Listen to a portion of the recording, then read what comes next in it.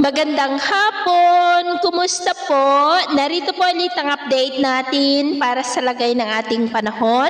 Ngayong hapon po ng December 8, 2024. Sa ngayon po ay lumalakas na ang bugso ng hanging amihan at gaya po ninyong nakikita ay umiihip na po dito sa buong Luzon. Habang ang shearline naman ay nandyan po ngayon sa northern part ng Visayas at easterlies naman ang nakakaapekto sa ilang bahagi ng Kabisayaan at ang Intertropical Convergence Zone ay nag-i-extend po ngayon sa may Mindanao. At sa ating long-range forecast, maliban sa posibleng pamumuo ng mga low-pressure areas sa silangan ng ating bansa, sa susunod na mga araw ay wala naman pong malakas na sirkulasyon o malakas na bagyo na namamataan na tatawid po dito sa ating bansa for the next 2 weeks.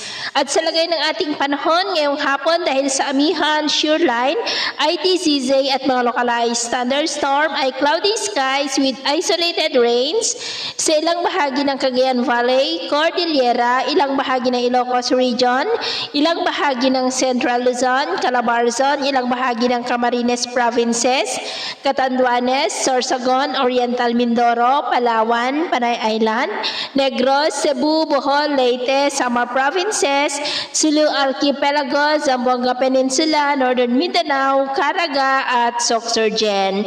At mamayang gabi, posible pa rin ang mga isolated rain sa ilang bahagi ng ating bansa, kaya mag-ingat po tayo sa posibleng banta pa rin ng mga pagbaha at pagguho ng lupa.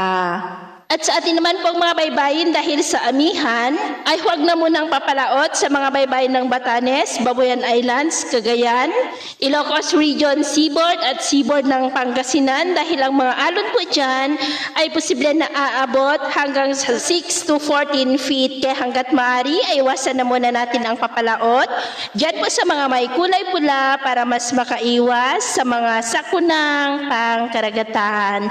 So ito po ang latest update natin sa araw na ito. At ako po muli si James na nagsasabing kahit anong pagsubok po na darating sa ating buhay, huwag na huwag po tayong mawawalan ng pag-asa. Thank you and God bless.